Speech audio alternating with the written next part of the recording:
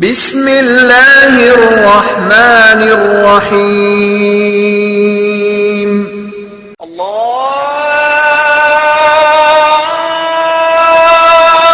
اکبر اللہ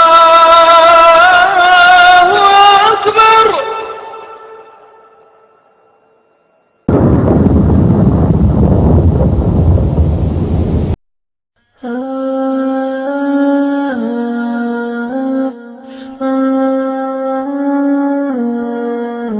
لا إله إلا الله محمد رسول الله. لا إله إلا الله محمد رسول الله. بسم اللہ الحمدللہ الصلاۃ والسلام علی رسول اللہ وعلی آلہ واصحابہ اجمعین، اما بعد. میں عبدالعزیز شکیل آپ تمام حاضرین کا AHES یعنی ابو ہریرہ ایجوکیشنل سوسائٹی کی جانب سے مسجد رحیم خان میں تہ دل سے استقبال کرتا ہوں. السلام علیکم ورحمۃ اللہ وبرکاتہ.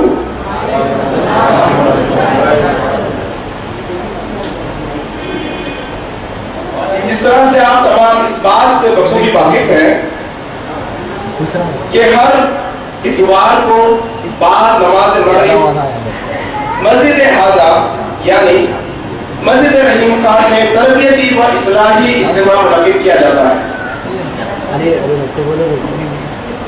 اسی سلسلے کی کڑی آج یہ تربیتی و اصلاحی اجتماع کا عنوان ہے ایمان اور عقیدہ خطرے میں. تو میں گزارش کرتا ہوں مولانا محمد سفیان بن جامعی سے کہ وہ قرآن مجید کی تلاوت سے آج کے جلسے کا آغاز کرے. مولانا محمد سفیان بن جامعی. اعوذ باللہ من الشیطان الرجیم. بسم اللہ الرحمن الرحیم.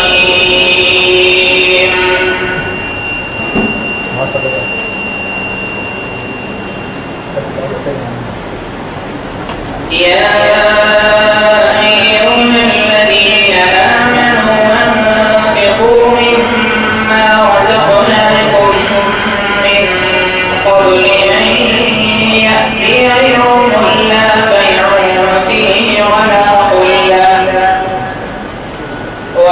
خلة ولا شفاعة والكافرون هم الظالمون.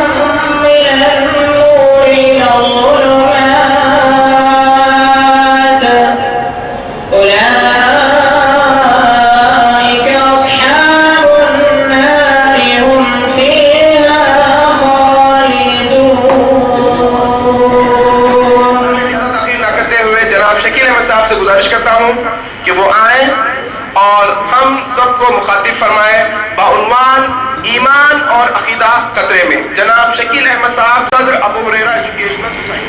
السلام علیکم ورحمۃ اللہ وبرکاتہ.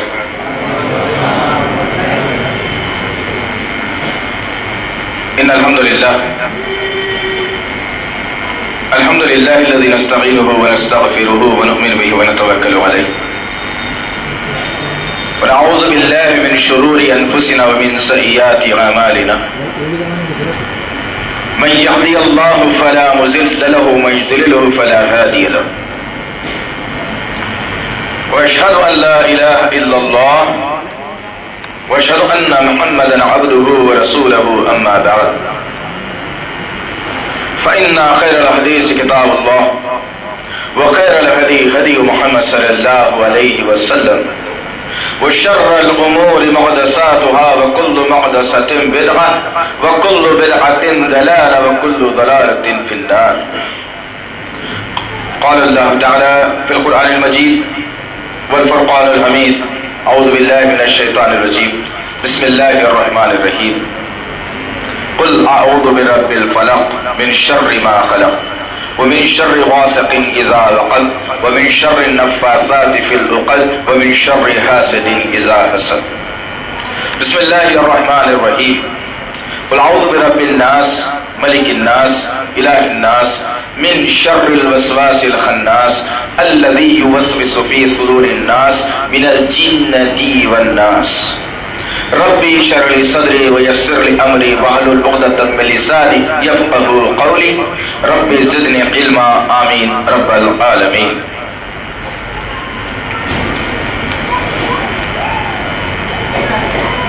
میری زندگی کا مقصد تیرے دین کی سرفرازی، میری زندگی کا مقصد تیرے دین کی سرفرازی، میں اسی لیے مسلمان، میں اسی لیے نمازی.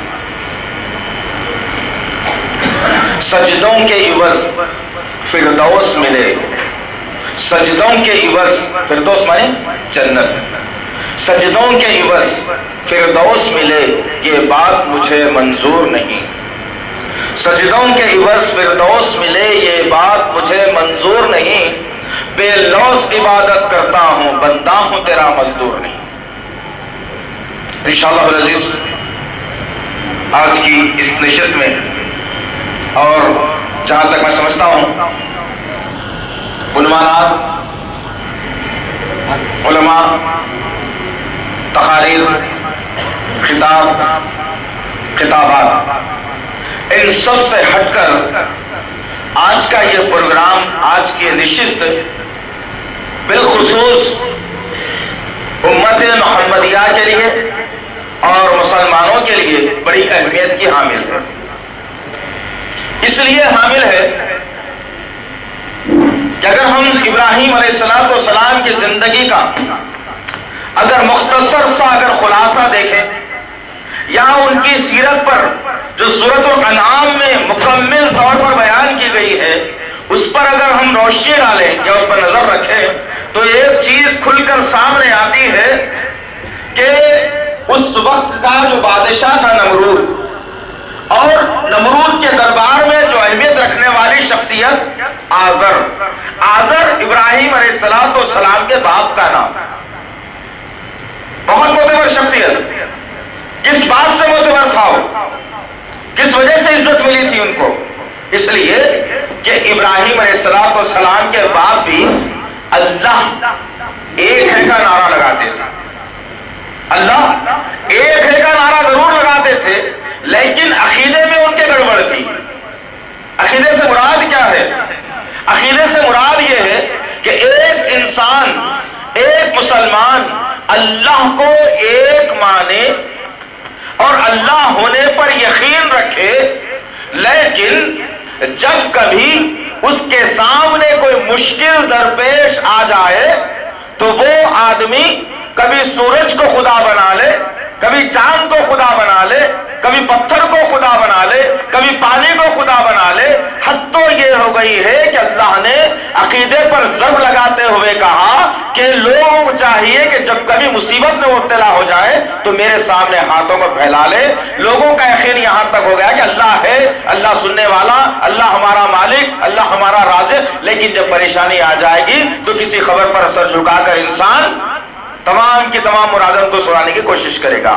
اسی کا نام عقیدہ ہے. جب یہ عقیدہ آزر کی زندگی میں آیا اور ابراہیم علیہ السلام کو اللہ رب العزت نے نبی بنایا، اور جب نبی بنایا تو اللہ تعالیٰ کے حکم سے ایک بیٹا اپنے باپ سے سوال کرتا ہے کہ اے ابو جان، کیا آپ کا یقین ایک اللہ پر ہے؟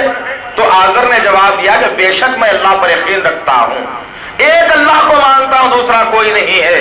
پھر یہ سب جو بت آپ اپنے ہاتھوں سے بناتے ہیں، نمرود کے دربار میں پیش کرتے ہیں، بازاروں میں ان کو بیچتے ہیں اور کہتے ہیں کہ یہ رزق دینے والا خدا، یہ اولاد دینے والا خدا، یہ پیسے دینے والا خدا، یہ بیماری دور کرنے والا خدا، یہ رات اور دن کا خدا، جو تم الگ الگ بناتے ہو یہ کیا ہے؟ تو ابراہیم نے وہی جواب دیا جو آج ہم مسلمان دیتے ہیں. ابراہیم کے باپ نے، آزر نے پلٹ کر جواب دے کر کے کہا بے شک اے میرے بیٹے ابراہیم، ایک اللہ ضرور ہے جس کو مانا بھی جاتا ہے، جو دنیا میں ضرور ہے، لیکن یہ جو چھوٹے چھوٹے جو خدا ہیں، جب ہم ان کے سامنے کوئی بات اگر رکھتے ہیں تو یہ اللہ کے پاس ہماری بات کو جلدی پہنچا دیتے ہیں.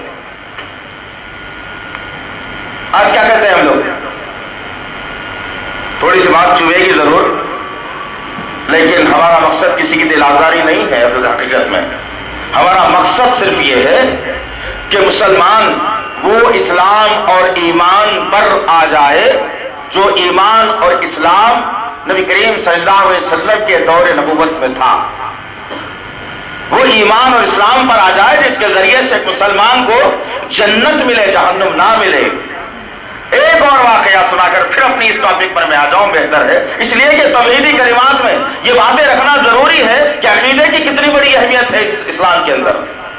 پھر اس کے بعد ہم جاننے کی کوشش کریں کہ محمد صلی اللہ علیہ وسلم، ایک مسلمان کو یقین ہے کہ وہ میرے نبی ہیں، ہے نہیں؟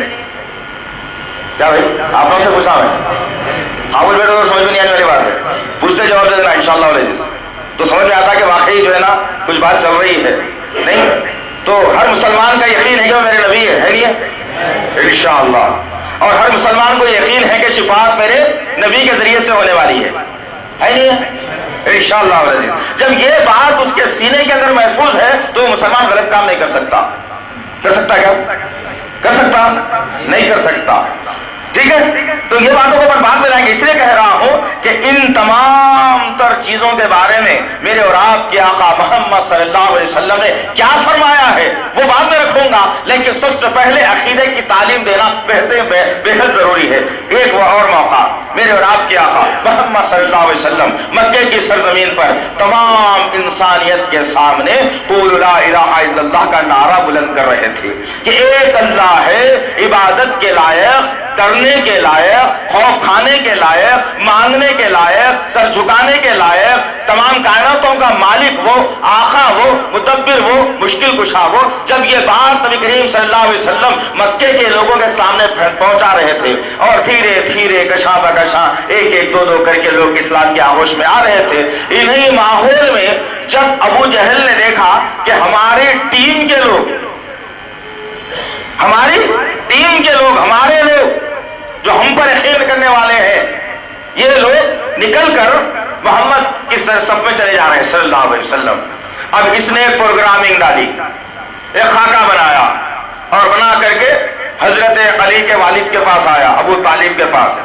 ابو طالب چونکہ تمام قبیلوں کے مکے کے سردار تھے، آپ تمام لوگ آپ کو سردار مان چکے تھے، تو حضرت علی کے والد کے پاس آیا، ابو طالب کے پاس. ابو طالب کی صحبت میں بیٹھ کر کے کہنے لگا کہ ابو طالب سرداران قوم، ایک معروضہ ہے تو سنانے کی جرت کر سکتا ہوں. سردار نے کہا بتاؤ. ابو جہل نے کہا کہ دیکھو مکے کا ماحول پہلے جیسا نہیں رہا، ہر طرف جھگڑا پنچات، بھائی بھائی کا دشمن، اولاد ماں باپ کی نافرمانی میں آ گئی، ہر طرف عجیب عجیب سے حرکتیں ہو رہی ہیں، دشمنی کا بازار گرم ہو رہا ہے. میں ایک تجویز لایا ہوں، اس کے ذریعے سے ہم یہ ماحول کو بدل دیں گے اور امن کا ماحول قائم کر دیں گے. ابو طالب نے کہا بتاؤ ایسی کون سی تجویز ہے تمہارے پاس جس کے ذریعے سے ہم اتنے امن کے ماحول کو قائم کر سکتے ہیں؟ اس نے کہا کہ محمد کو بلا لو صلی اللہ علیہ وسلم۔ محمد صلی اللہ علیہ وسلم کو بلا لیا گیا، اللہ کے رسول بیٹھے ہوئے ہیں، ابو جہل اپنے ساتھیوں کے ساتھ ابو طالب کی خدمت میں ہیں۔ نبی کریم صلی اللہ علیہ وسلم نے کہا اے میرے بھتیجے محمد صلی اللہ علیہ وسلم، کچھ یہ کہتا ہے۔ ابو جہل ذرا سن لینا اس کی بات، عمر بن حشام۔ جب نبی کریم صلی اللہ علیہ وسلم نے کہا بتاؤ کیا ماجرا ہے، تو ابو جہل نے پلٹ کر کہا کہ میرے پاس ایک تجویز ہے، غور سے سن لو۔ کہا کہ بتاؤ۔ ابو جہل نے بیک لخت کہا کہ محمد تمہاری مرضی یہی ہے، تمہاری خواہش یہی ہے، ایمان لا لینا ہے، کلمہ پڑھ لینا ہے، ایمان میں آ جانا ہے، میں تیار ہوں اور ساری کے سارے قوم تیار ہے۔ ایک اگر آدمی ایمان میں آ جائے گا تو تمام کا تمام مکہ اسلام کی آغوش میں آ جائے گا، کوئی مسئلہ نہیں، ایمان لا لے گا۔ نبی کریم صلی اللہ علیہ وسلم چونکے، بولے کہ کٹر خطرناک کٹر دشمن اتنی آسانی سے کہہ رہا ہے کہ میں ایمان لا لوں گا۔ بھائی سوچنے والی بات ہوتی ہے نا ذرا، نہیں؟ خطرناک دشمن اگر کہہ رہا ہے کہ میں ایمان لا لے رہا ہوں، مطلب ہم کو بھی ذرا سمجھ میں نہیں آتا اتنا جلدی کیسا لا لے رہا ہے ایمان لے، کوئی نہ کوئی سازش ضرور ہے میرے سمجھ میں آتا۔ نبی کریم صلی اللہ علیہ وسلم نے پوچھا کہ بھائی ٹھیک ہے پھر آئیے آگے بڑھیے اور پھر اقرار کر لیجیے کہ اللہ ایک ہے، میں رسول ہوں۔ تو ابو جہل نے تھوڑی دیر رک کے کہا اس کے لیے ایک شرط ہے، اس کے لیے ایک شرط ہے۔ اب دیکھیں کیا ماجرا ہوتا ہے، اور آج معاشرے میں یہی کچھ چل رہا ہے، افسوس، سب افسوس۔ وہ اس وقت میں ایمان سے باہر رہ کے کرے، مسلمان ایمان کے اندر رہ کے کر رہا ہے۔ غرض ابو جہل سے پوچھا گیا کہ ماجرا کیا ہے بتاؤ، تو ابو جہل نے کہا کہ دیکھو بھائی ماجرا اتنا ہی ہے، ایک شرط ہے چھوٹی سی، قبول کر لو اچھا رہے گا۔ بولے کیا شرط ہے بتاؤ، تو بولے کہ ابھی میں کلمہ پڑھ کر ایمان میں آ جاتا ہوں، لیکن چھوٹی شرط یہ ہے کہ سال کے 12 مہینے ہوتے ہیں، ہم 6 مہینے تقسیم کر دیں گے۔ بولے کر کے کیا کریں گے؟ بولا ابو جہل کہ 6 مہینے تک کوئی آدمی کسی اور بت کی کسی اور کی پوجا نہیں کرے گا، کسی کے سامنے سر نہیں جھکائے گا، ایک اللہ کو مانے گا، ایک اللہ کو مانے گا، کوئی دوسرا نہیں، کوئی مشکل کشا نہیں، کوئی حبل مدد کرنے والا نہیں، کوئی لات مناف عزا نہیں، کوئی نہیں ہو سکتا سوائے ایک اللہ کے۔ 6 مہینے تک تمام کے تمام تم اور ہم مل کر کے ایک اللہ کی عبادت کریں گے۔ 6 مہینے جب ختم ہو جائیں گے، 6 مہینے کے بعد ایک اللہ کو مانا جائے گا ضرور، لیکن لات منات عزا حبل یغوث نصر کے سامنے بھی پہلے جیسا سر جھکایا جاتا تھا، ان کے سامنے مشکلوں کو رکھا جاتا تھا، ان کو سفارشی بنایا جاتا تھا، ان کے ذریعے سے دعائیں قبول ہونے کا یقین تھا۔ یہ بھی کریں گے، یہ بھی کریں گے۔ اب نبی کریم صلی اللہ تعالی علیہ وسلم نے توحید کے پرچم کو بلند کرنے آئے تھے اور عقیدے کو مضبوط بنانے آئے تھے۔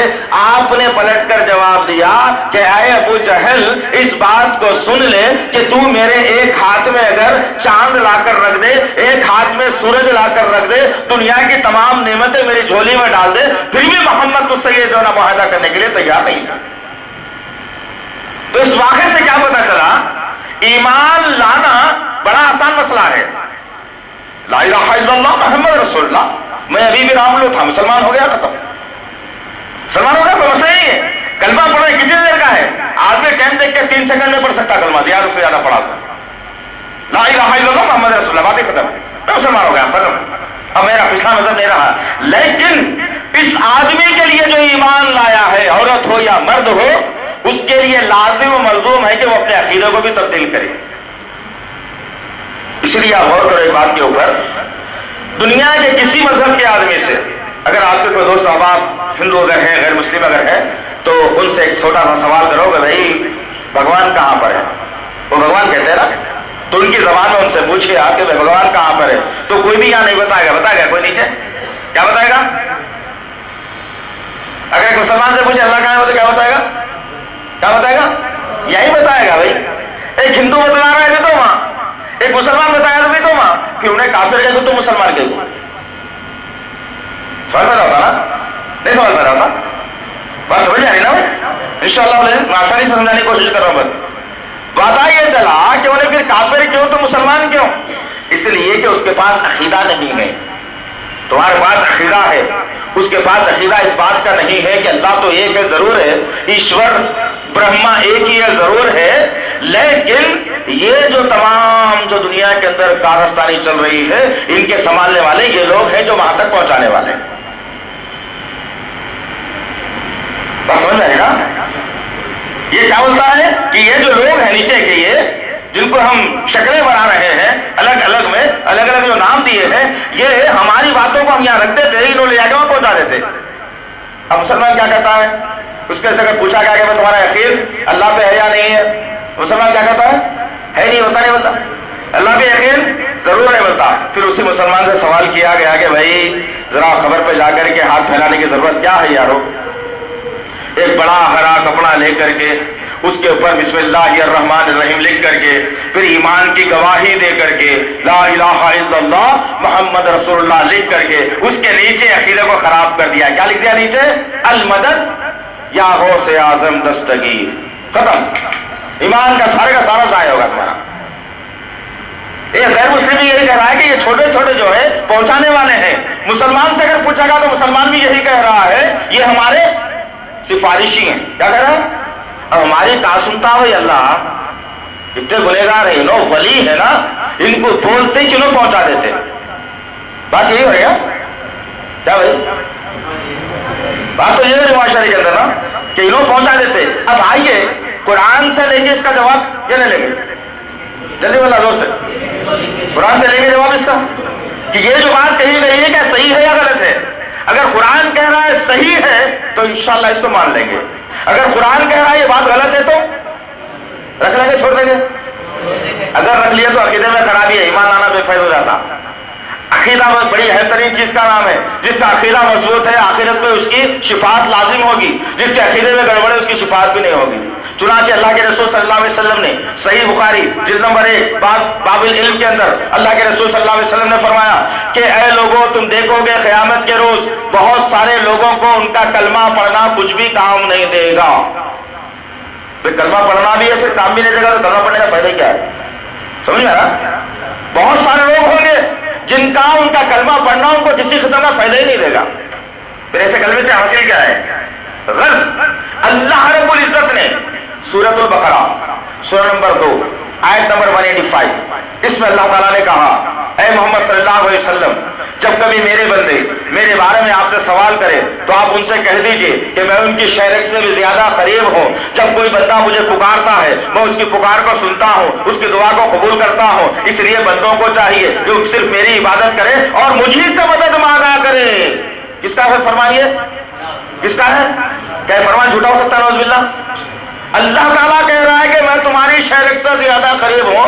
कोई बंदा मुझे पुकारता है तो मैं उसकी दुआ को कबूल करता हूँ। किसने कहा? ये अल्लाह ताला का फरमान है। अब आइए, जो लोग ये आयत सुनने के बावजूद ये कहते हैं कि नहीं भाई ये अल्लाह भी नहीं है कुछ भी नहीं है, लेकिन हमारे सिफारिशी है, एक मददगार है, हम गुनहगार हैं, हमारी बात नहीं पहुंच सकती, ये पहुंचाने वाले हैं। अल्लाह रब्बुल इज्जत ने सूरह यूनुस सूरह नंबर 10 आयत नंबर 18 अल्लाह ताला ने कहा कि मोहम्मद सल्लल्लाहु अलैहि वसल्लम जरा इन लोगों से कह दो, क्या अल्लाह ताला को ऐसी चीज की खबर देना चाहते हैं कि अल्लाह ताला को कोई चीज नहीं मालूम है?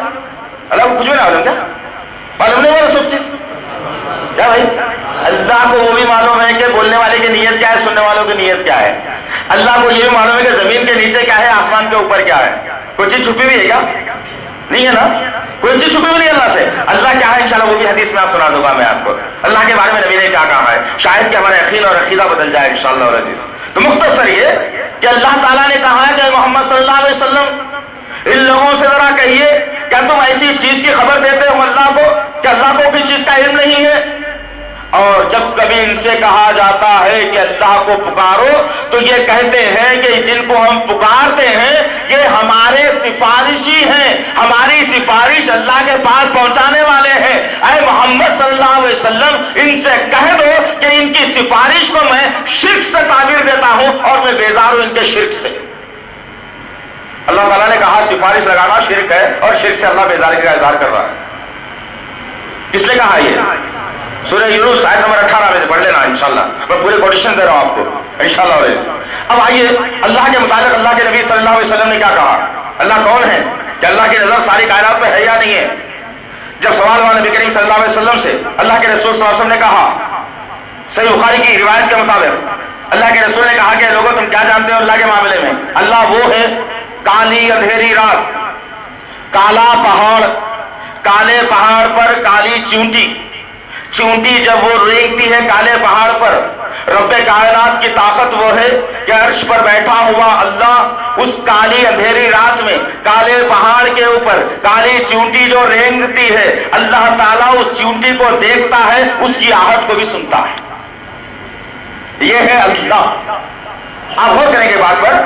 اگر مثال کے طور پر ہمارے گھر میں یا کہیں راستے میں کہیں پر بھی ایک 2-4 ہزار 5 ہزار 10 ہزار چونٹیوں کا ایک جھنڈ لگ گیا سمجھو آپ کچھ چیز کو دیکھتے ہیں اکثر کافی تعداد میں ہزاروں کی تعداد میں چونٹیاں ہمارے پاس جمع ہو جاتی ہے. کیا ٹھنڈے کے لیے، میٹھے کے لیے، کوئی کھانے کے لیے جمع ہو جاتی نا. آپ غور کر کے دیکھو اپنے کان کو چونٹی کے قریب میں لے آ کے ذرا دیکھو کہ وہ چونٹیوں کے قدموں کی آواز آتی کیا؟ آپ کو آتی کیا؟ آ سکتی؟ کسی نے بھی نہیں سنا آج تک. ہزاروں کی تعداد میں چونٹیاں نہیں دیکھی، سمالی بھی نہیں، غفلت سے پیر رکھ گیا تو بعد میں جھنجھناتے باہر آتا، ارے وہی چونٹیاں میرے کو خبر ہی نہیں ہوئی اس کی. تو وہ ہزاروں کی چونٹیاں ہیں، اس کے باوجود ایک انسان نہیں سن سکتا. رب کائنات وہ ہے جو اس چونٹی کی آہٹ کو سنتا ہے، اسے دیکھتا ہے. تو ذرا مجھے بھلا بتائیے، ہم تو اللہ کے مقرب بندے ہیں، اللہ تعالیٰ نے ہمیں اشرف المخلوقات بنایا، پھر نبی کی امت میں سے بنایا، کیا ہماری دعا کو اللہ نہیں سنے گا؟ نہیں سنے گا اللہ؟ افسوس، کاش کے مسلمان سمجھ گئے ہوتے، کاش کے مسلمان سمجھ گئے ہوتے اس بات کو، قرآن پڑھے ہوئے ہوتے. ایک اور بات کہتے میں اپنی بات کی طرف آ جاؤں گا انشاءاللہ، تاکہ ہمارا عقیدہ مضبوط ہو جائے اللہ کے متعلق، اللہ کے متعلق پھر مضبوط ہو جائے. اللہ تعالیٰ نے سورہ حج سورہ نمبر 22 آیت نمبر 73 اللہ تعالیٰ نے ایک زبردست بات کھول کر کے لوگوں کے سامنے بیان کر دی. اللہ تعالیٰ فرماتا ہے، اے لوگو، یا ایھا الناس، اے لوگو، میں ایک زبردست مثال بیان کرنے جا رہا ہوں، ذرا کان لگا کر کے سننا. کون کہہ رہا ہے یہ؟ کون کہہ رہا ہے بھائی؟ کس کا فرمان ہے یہ؟ زور سے بولنا. اللہ کا ہے. ارے زور سے بولنا یار، کم سے کم جو عقیدہ کا جو مرض سینوں میں ہے نا، اس لفظ کے سامنے باہر نکل جائے اور ہم ایک اللہ کو ماننے والے بن جائیں انشاءاللہ. تو اللہ تعالیٰ نے کہا کہ لوگوں، میں ایک مثال بیان کرنے جا رہا ہوں، ذرا کان لگا کر کے سننا. اللہ تعالیٰ انسان کو ہدایت دے رہا ہے کہ میں مثال بیان کر رہا ہوں، اللہ کہہ رہا ہے. اور پھر کان لگا کر کے سننا کہ تم لوگ جن کو پوجتے ہو اللہ کے علاوہ اور ان کے سامنے کچھ چیزیں لے جا کر ڈالتے ہو، رکھتے ہو، بھلا ذرا بتاؤ تو صحیح، کیا ان کے سامنے رکھی ہوئی چیز کو ایک مکھی آ کر کے اس چیز کو وہاں سے اٹھا کر لے کر کے اڑ جاتی ہے، تو کیا جس کے سامنے وہ چیز ڈالے ہو وہ روکنے کے قابل ہے یا نہیں؟ روک سکتے ہیں؟ کوئی نہیں روک سکتا. نہیں، آدمی زندہ ہے لیکن دونوں ہاتھوں کو فالج ہو گیا. بس سمجھ آئے نا، دونوں ہاتھوں کو فالج ہوگا، دونوں ہاتھ اٹھنے کے قابل نہیں ہے. بھائی سامنے پانی کا گلاس رکھا ہوا ہے، اب پانی چاہیے، میں اٹھا سکتا ہوں؟ ہرگز نہیں. زندے آدمی کی یہ بات ہے تو مردہ کہاں سے دے سکے گا؟ تو خود اللہ تعالیٰ نے کہا کہ جن کے سامنے تم نظر و نیاز چلاتے ہو، جو چیزیں ڈالتے ہو، اگر ان کے سامنے سے اس سامان میں سے، اس مال میں سے ایک مکھی آ کر کے ایک دانہ اٹھا کر لے جاتی ہے تو کیا وہ روکنے کے قابل ہے؟ تو جواب دیں گے کہ نہیں. تو اللہ تعالیٰ نے کہا کہ بڑا ہی کمزور ہے جس سے مانگا جا رہا ہے، بڑا ہی نادان ہے جو مانگ رہا ہے. سورہ حج سورہ نمبر 22 آیت نمبر 73. بڑا غور سے پڑھنا ہے قرآن مجید کو. مسلمان قرآن کو چھوڑ دیا، گمراہ ہو گیا اصل میں. اگر مسلمان قرآن کو پڑھا ہوا ہوتا انشاءاللہ تعالیٰ تو اس کے پاس ہر چیز کا جواب ہوتا، ہر بات کا جواب ہوتا. اللہ کون ہے جانتا، اللہ پر یقین کیسے کرنا جانتا، عقیدے کو مضبوط کیسے کرنا اللہ جان دیتا. غرض ایک اور عقیدہ بتا کر کے اپنی بات کو میں اور آگے لے جاؤں انشاءاللہ تعالیٰ، تاکہ پتا چلے کہ ان کے اور عقیدے میں ہمارے کچھ بھی فرق محسوس نہیں ہوتا. صرف ہم یہ مطمئن ہے کہ ہم لا الہ الا اللہ محمد رسول اللہ پڑھ چکے ہیں. مختصر بات یہ کہ ایک آدمی نبی کریم صلی اللہ علیہ وسلم کی خدمت اقدس میں آیا اور آ کر کے عرض کرنے لگا، یا رسول اللہ میں اسلام قبول کرنا چاہتا ہوں. وہ آدمی کے ہاتھ آگے بڑھائے اللہ کے رسول، اور وہ آدمی ہاتھ پہ ہاتھ رکھا اور اللہ کے رسول نے کلمہ پڑھا دیا اور مسلمان ہو گیا. جیسے ہی وہ آدمی مسلمان ہونا تھا، اس کو اپنی زندگی کا ایک واقعہ یاد آ گیا اور وہ مسکرانے لگا. جب وہ مسکرانے لگا، اللہ کے رسول نے پوچھا کہ اے شخص، مسکرانے کی وجہ کیا ہے؟ ابھی ایمان لایا پھر ہنس رہا ہے، آخر مقصد کیا ہے تیرا؟ تو وہ کوئی اور نہیں حضرت جابر بن عبداللہ رضی اللہ تعالیٰ عنہ کی بات. پلٹ کر انہوں نے کہا یا رسول اللہ اب ایمان لا لیا ہوں تو میری زندگی کا اپنا ایک پرسنل واقعہ یاد آ گیا, شاید میں آپ کو بھی سنا دوں کہ ہم کتنے کمزور تھے اپنے عقیدے میں اور کتنے کمزور تھے اپنے ایمان میں. اللہ کے رسول نے کہا کہ بتاؤ کیا ماجرا ہے.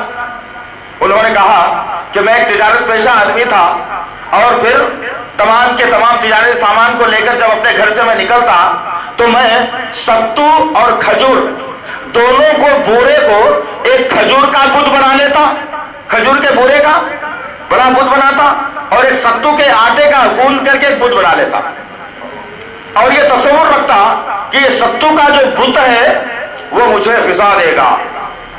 ستو کا کام طاقت بنانا ہے, غذا دینا ہے. ہم تو واقف نہیں ہے ستو سے, پھر کبھی بتاؤں گا انشاءاللہ تعالیٰ. تو ستو جو ہے وہ غذا دینے کا کام کرتی ہے, تو میں سمجھتا تھا کہ ستو کا کام غذا دینا ہے اور کھجور کا کام مال میں برکت کرنا ہے. اس لیے میں دونوں کو خدا بنا لیتا اور دونوں خداؤں کو سنبھال کے اپنے ساتھ میں رکھ لیتا, دو بتوں کو, اور تجارتی قافلہ لے کر کے نکل جاتا. ایک مرتبہ میرے ساتھ ایسا ہوا کہ میں دور دراز کے علاقے میں چلا گیا تجارت کرتے ہوئے, ساتھ میں تھا سو پانی بھی ختم ہو گیا, کھانا بھی ختم ہو گیا. اب مجھے لگنے لگی زور کی بھوک. اب میں پریشان ہوا کہ کھانا ملے گا تو کہاں ملے گا. میری نگاہیں بار بار پلٹ کر ان دونوں پہ آتی, کیونکہ ستو بھی کھانے کی چیز ہے, کھجور بھی کھانے کی چیز ہے. میں پلٹ پلٹ کر دونوں کی طرف دیکھتا اور پھر سوچتا کہ یہ تو میرے خدا ہے, کیسا کھاؤں. لیکن بھوک اتنی تیز ہونے لگی, میں نے کیا کیا, کھجور کے بت کو اٹھایا, کان توڑ کے کھا گیا, کبھی ناک توڑ کے کھا گئی, منہ توڑ کے کھا گیا. حتی الامکان کے سارے کا سارا بت جو تھا خدا بنا ہوا سارے کا سارا پیٹ میں چلا گیا. پھر سوچنے لگا کہ بھوک تو بھی باقی ہے, ایک اور باقی ہے, بھوک بھی باقی ہے, ایک اور بھی باقی ہے. لہذا میں نے ستو کے بھی خدا کو ہضم کر گیا. جب یہ واقعہ سنا کہ حضرت اس وقت میں پہلی مرتبہ نبی کریم صلی اللہ علیہ وسلم کے چہرے انور پر لوگوں نے مسکراہٹ دیکھی. اللہ کے رسول ہنس کر فرمانے لگے کہ ایمان اور کفر میں فرق تو یہی ہے کہ ایک بندہ اللہ پر اتنا یقین رکھتا ہے, اللہ سے لیتا کچھ نہیں, سب کچھ اللہ کے لیے کر دیتا ہے. سمجھ میں آئی نا بات؟ نہیں اللہ سے, اللہ کے لیے کچھ جمع کر کے نہیں رکھتا, یہ اللہ تیرے کو دے رہا ہوں دیکھ پھر میرے کو دینا بول کر نہیں بولتا, سب کچھ اللہ کے لیے کر دیتا ہے. مومن بندے کی پہچان ہے یہ. تو اللہ کے رسول نے فرمایا کہ ایمان والے میں اور کفر میں یہی تو فرق ہے. عزیزان محترم, یہ تھے تمہیدی کلمات اور عقیدے کو درست کرنے والی باتیں. یہ عقیدہ میری اور آپ کی زندگی میں آج پھر سے ٹھوس دیا گیا. ہم معصوم مسلمان, سب سے بڑی بات. دوسری اہم ترین بات, نبی سے محبت رکھنے والے مسلمان. تیسری بات, اللہ سے ڈرنے والے مسلمان. یہ تمام چیزیں اپنی جگہ ہیں, لیکن اس کے ساتھ ساتھ ایک بہت بڑی سازش میرے اور آپ کے ساتھ میں ہوئی. میرے اور آپ سے مراد تمام مسلمانوں کے ساتھ میں ایک بھیانک سازش ہوئی. وہ سازش کیا تھی کہ علم, پڑھنا لکھنا, چاہے عربی ہو چاہے اردو ہو, جو بھی لفظ ہو, مسلمانوں کو سب سے پہلے اس تعلیم سے دور کر دیا گیا. معلوم آپ کو, جس کے بنیاد پر 1997 کی رپورٹ کے مطابق, کتنے لوگوں کو معلوم ہے, پتہ ہی نہیں ہے مسلمانوں کو. ہم سمجھتے ہیں کہ کیا کیا ہو جا رہا دنیا میں, ہم بھی شامل نہیں ہو سکتا. حقیقی طور بات تو یہ ہے کہ 1997 کی مطابق, رپورٹ کے مطابق, ایک آدمی راجندر سنگھ سچر جو ریٹائرڈ جج ہے سپریم کورٹ کا, اس کو ایک ذمہ داری دی گئی کہ ہندوستان کے اندر مسلم, ہندو, سکھ, عیسائی, ایس سی, ایس ٹی, لمباڑا, جو بھی ہو سکتا ہے, بہرحال اتنے ساری قومیں رہتی ہیں, یہ ہر قوم کے اندر تعلیم کا پرسنٹیج کیا ہے دیکھ کے آؤ. لیکن یہ بتانے سے پہلے ایک سوال آپ لوگوں سے, دیکھیں گے نالج کیا ہے آپ لوگوں کی. حالانکہ اس ٹاپک سے ریلیٹڈ نہیں تھی بات, لیکن مجھے نکالنا ضروری ہو گیا تاکہ ہم کو پتا چلے کہ ہماری حیثیت اور اہمیت کیا ہو گئی. آج سب سے دوسری اہم ترین بات یہ ہے کہ دنیا, اس ہندوستان کی سب سے بڑی قوم کس کو مانا جائے گا, مسلم یا ہندو؟ جی دیکھیں کتنے لوگ بولتے ہیں, جلدی بولنا, جی جلدی بولنا. سب سے بڑی قوم کس کو مانا جائے گا اس ملک کی؟ اگر مسلمان ہوتا تو اکثریت بولا جاتا تھا نا, پھر اقلیت پہ کیوں آ گئے؟ اقلیت ہے, اکثریت ہم لوگ کو کیا بولتے ہیں مسلمانوں کو؟ اقلیت بولتے ہیں, مائنورٹی بولتے ہیں. میجورٹی غیر مسلم کی بات سمجھ میں آ رہی نا. ہندوز کی میجورٹی زیادہ ہونے کی وجہ سے ان کو میجورٹی بولتے ہیں, ہم کو کیا بولتے ہیں, مائنورٹی بولتے ہیں. لیکن حقیقی طور پہ اگر دیکھا گیا نا, یہ باتوں کو ذہن میں رکھو بھائی, کب تک غفلت کی زندگی گزاریں گے سمجھ میں نہیں آتا مسلمان. یہ بات کو ذہن میں رکھو کہ ہندو جو مذہب ہے اس کے اندر آپ کو 360 فرقے ملیں گے, جس کو ملا کر کے جبکہ پھر ایک فرقے کی دوسرے فرقے سے جمتی نہیں ان لوگوں کے پاس. رڈی کی اگر بولی سے اگر کوئی ہریجن اگر پانی لیتا ہے تو آج بھی گاؤں میں مارتے ہو لوگوں کو, نہیں مارتے؟ کتنے واقعات ہیں ایسے. خیر مختصر یہ تو راجیندر سچر کو جو ہے جب یہ رپورٹ لانے کی ذمہ داری دی گئی تو انہوں نے وقت لے کر کے 3 سال کے بعد پارلیمنٹ میں ایک جو ہے نا عرضی نامہ دیا. انہیں جو رپورٹ لائے تھے وہ رپورٹ پیش کرے. شرم کی بات ہے ہمارے واسطے. SC ST لمباڑا لوتھا یا جو بھی آپ بول سکتے ہوں گے, راجپوت, ان کی میجورٹی حالانکہ کم ہونے کے باوجود ان کے پاس تعلیم کا پرسنٹیج بڑھ کے ہے. ہندوستان کی دوسری بڑی قوم اگر مانا جائے گا تو مسلمانوں کو مانا جائے گا. مسلمان دوسری بڑی قوم ہے ہندوستان کی, لیکن اس کے باوجود اس کا تعلیمی پرسنٹیج 0 آیا. یہ حال ہے ہمارا, یہ حال ہے ہمارا. تو کہاں سے ہم کہاں سمجھ سکتے وہ لوگ؟ گھروں میں قرآن کون پڑھے, گھروں میں قرآن پڑھ کے کون سمجھائے, گھروں میں ترجمہ کون سنائے, کون سنائے بھائی؟ جس کو آیا انہیں سنائے گا نا, نہیں آتا سوچ میں کیا کرے گا, کچھ بھی لینے والا ہے. جس کی بنیاد پر آج ہم ڈھلتے وہاں تک وہ نمونے پہ آ گئے کہ عرب کا جو ماحول تھا اسلام کے آنے سے پہلے, ایک اللہ کو مانا ضرور جاتا تھا لیکن عقیدتاً کسی اور کی بھی پرستش ہوتی تھی, جس پر اللہ نے سرے سے ٹھوک لگا دی, مہر لگا دی, اور کہا کہ ماننا ہے تو ایک اللہ کو ماننا, دوسرا کوئی نہیں ہو سکتا اس کا ثانی. ہو سکتا ہے کوئی اللہ کا ثانی؟ ہو سکتا ہے کوئی؟ ہو سکتا ہے؟ اللہ ایک, جس کی مثال اللہ تعالیٰ نے خود اپنے بارے میں کہا. سورۃ الاخلاص جس کی شان ہے, بسم اللہ الرحمن الرحیم, قل هو اللہ احد, کہہ دیجیے نبی کریم صلی اللہ علیہ وسلم وہ اللہ یکتا ہے, اکیلا ایسا کوئی نہیں ہے. تو اللہ تعالیٰ نے خود اپنے بارے میں گواہی دی.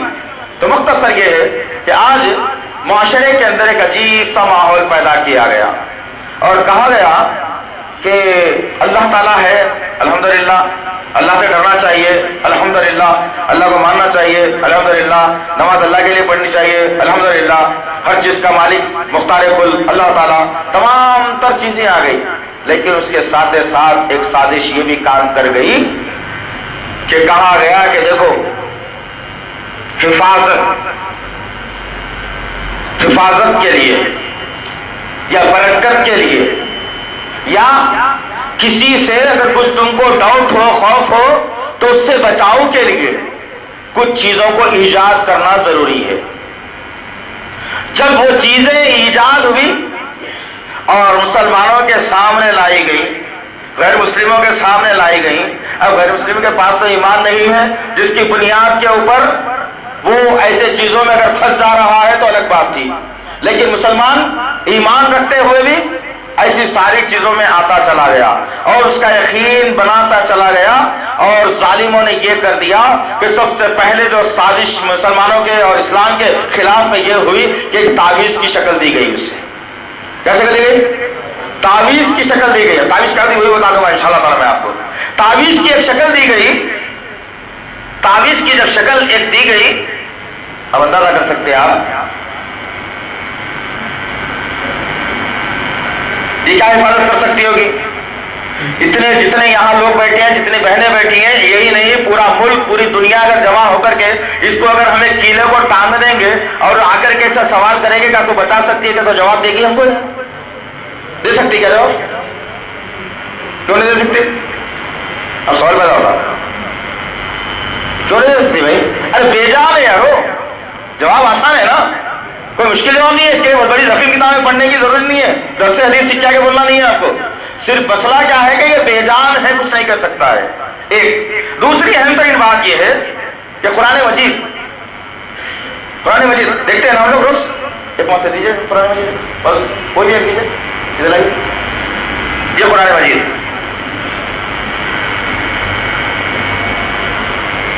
بس سمجھ میں آئے گا بھائی. یہ جو ہے قرآن مجید، یہی ہے نا قرآن مجید، جس میں اگر آپ دیکھیں گے انشاءاللہ العزیز